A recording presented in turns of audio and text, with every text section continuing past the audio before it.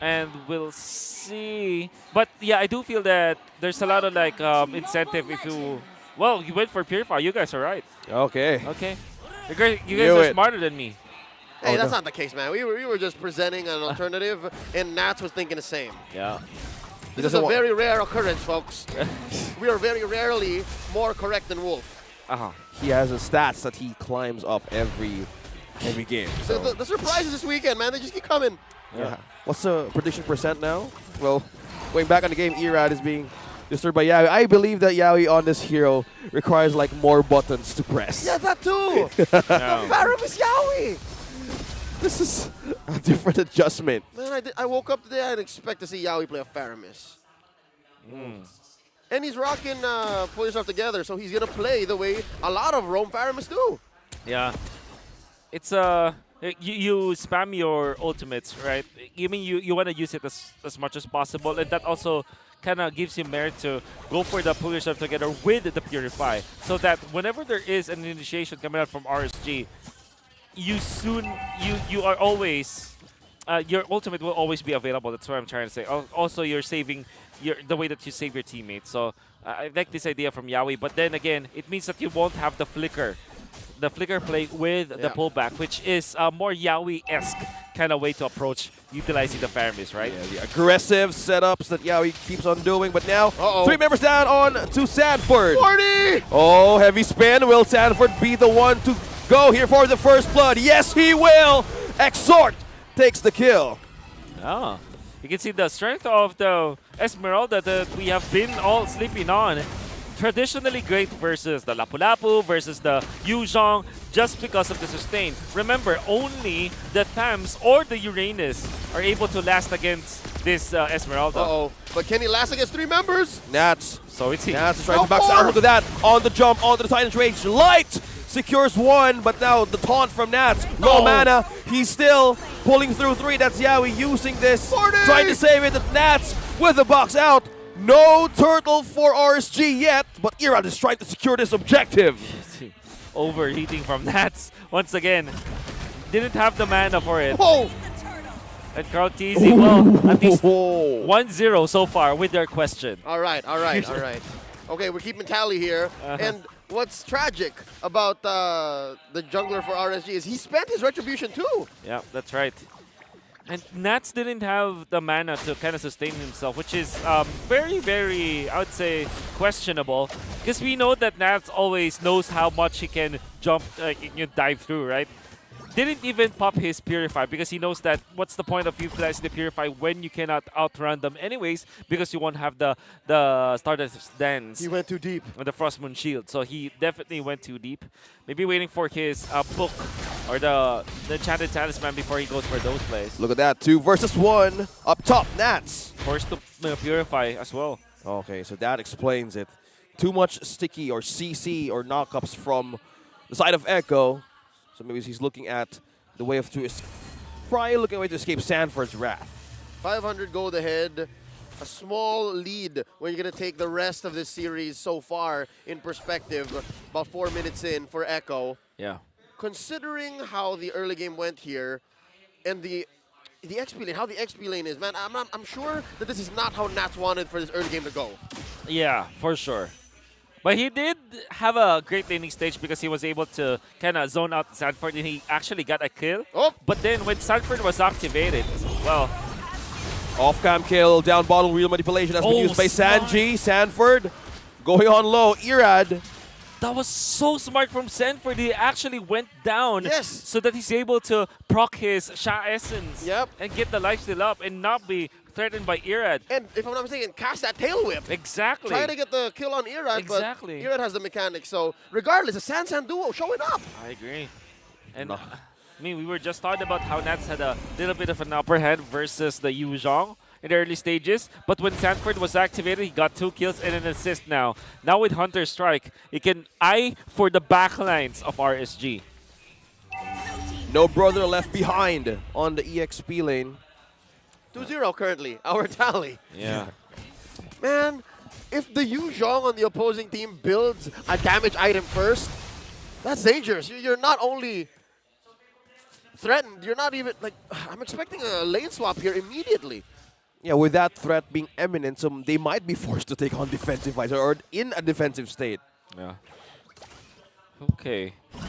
So I'm thinking about RSG's way out of this. I mean, 1,000 gold lead at 5 minutes, manageable, but Yeah. definitely you have to be.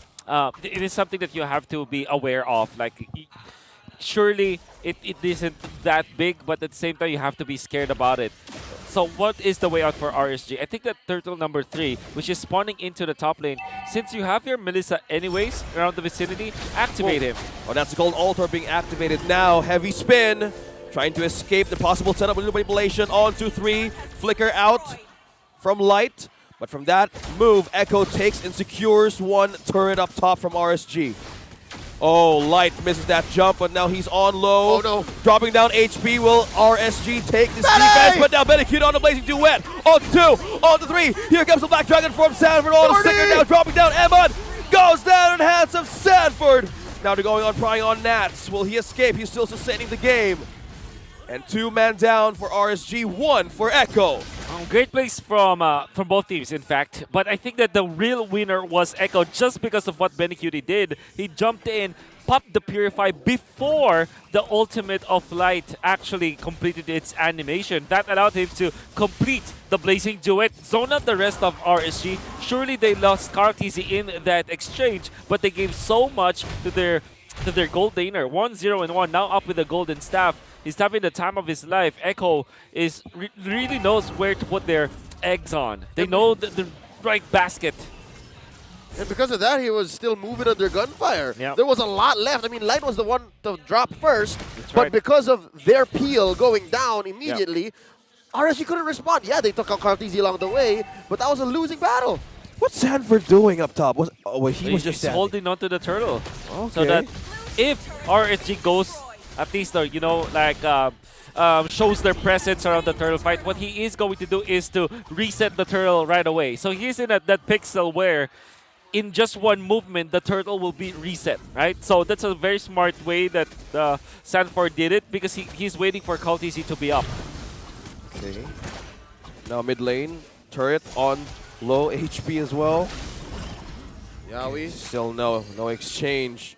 But now they're trying to get in this orange. Nats and Irad senses something here. Oh, Secured.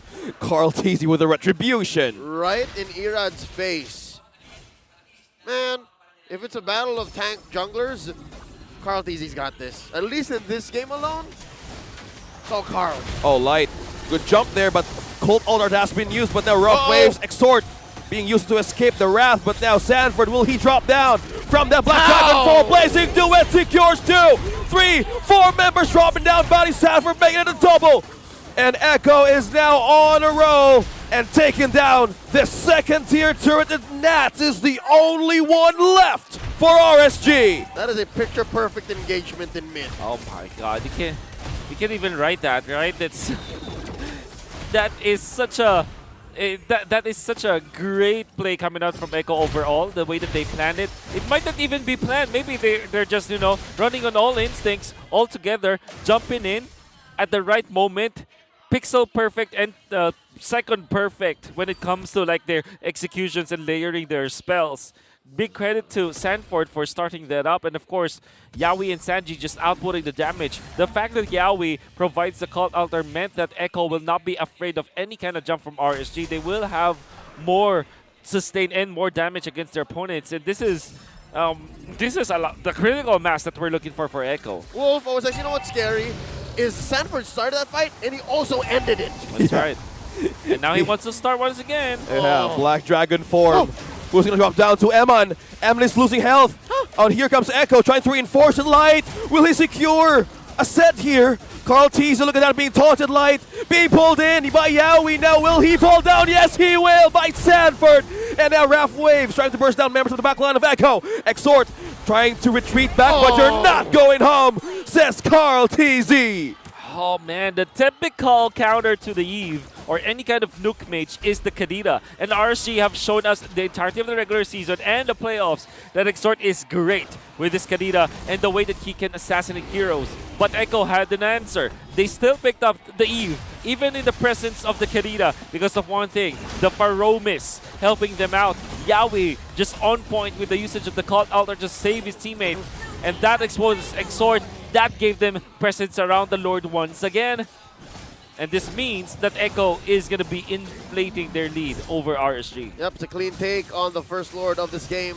7K ahead, 10 minutes, 30 seconds in. Interesting to say that because, yeah, the Pharomis not only saved Sanji's Eve, but also it denied that amazing angle that Exort found. Mechanically, yes, pound for pound, Exort is possibly the best Kadita in the world. Yes. But he found that angle. That's an impossible angle almost to find when you're losing, right? Yeah. And he still didn't get the kill. Red team turret has been destroyed. Pharomis Yawi is not so bad. Not so bad at all. I like it. I'm here for it. Okay. And the thing, it's not even Flicker. It's No. Purify. Yeah. Purify, but he... Purify. Well, that's the idea, right? He's not... maybe he's thinking, oh, I don't need my Purify at all. Surely it's great, but man, if he had the Flicker, it would have even more impact. Just because of the fact that RC is not finding an opening. Oh, Irad. He's now forced back to get his HP back. Exort. Look at that. Rough waves. Will he make it through the burst to defend their base? Now the pace of RSG dropping down their defenses. Betty Cutie blazing to it. And they make out the defense down from RSG. And Echo secures the win. And they're on match point. The Orcas are just one game away. One game away from their second international tournament this year. Yeah. You know, in the ocean, like when there's a school of fish, right? When they're so synchronized. Imagine that